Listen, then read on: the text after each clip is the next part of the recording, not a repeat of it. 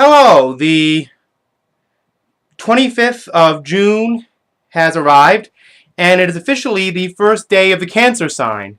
It is also the birthday of one of the earliest commercially successful female singer-songwriters, and that's Carly Simon. Now, about a month or two ago, I was lucky enough to find this, the Carly Simon original album series, at my local record store called Bull Moose, which contains her first 5 albums. Her self-titled 1970 release, her second album, Anticipation, her third album, this is her most famous album, No Secrets, her follow-up to that in 1974, Hotcakes, and 1975, Playing Possum. Now, each of the albums are packaged in this manner, in miniature LP sleeves. Here's the front of her first album, and there's the back showing a very young Carly. She actually used to be in a band with her sister, actually, I should say. Little girl group. Anticipation. That had a big hit in the title song, and Carly was off to the races. No Secrets. The album with the famous Trivial Pursuit question about Warren Beatty, You're So Vain. This was her big album. This was her equivalent of Sweet Baby James. And there's no irony there that she married James Taylor and made this album, Hotcakes. As you can see, she's very pregnant on the cover of this album. And she did a song on here called Mockingbird, which was a hit. And Hotcakes is a very, very funky number. She actually does a little rap on it, which I really like.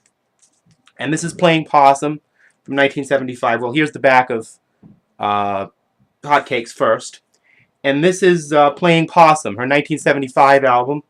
And there's the back of it. Now, this is her 1978 album, Boys in the Trees. Now, as many of you Carly Simon fans know, she recorded an album in 1976 called Another Passenger. And around here, it's rare to even get on vinyl. So this is the next one I have. And this has a hit on it called You Belong to Me, written by Michael McDonald. And this is a very jazz, funky-oriented album. Indicated a change of direction for the singer-songwriters, which I think Carly was on the ground floor of, toward a more jazz-funk-oriented sound. Now this is, even on CD, this is kind of a grail these days. Relatively hard to find album. Her 1979 release, Spy. That's the back cover for that album. And the inside of it. I found this again at Bull Moose Music. Rather hard to get. I'm glad I kind of snagged that up. Look forward to hearing it. Now this is her album Come Upstairs.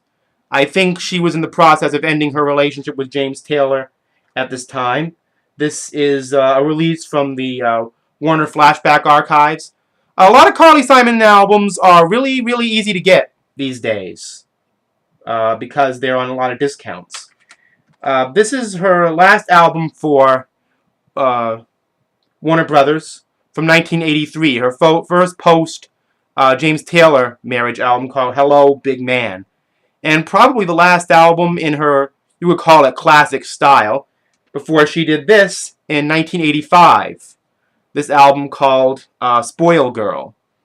There's the back cover for that CD. This album is a little more contemporary for its time, more synthesizers. She had a music video on MTV. A lot of people who love Carly Simon don't like this album.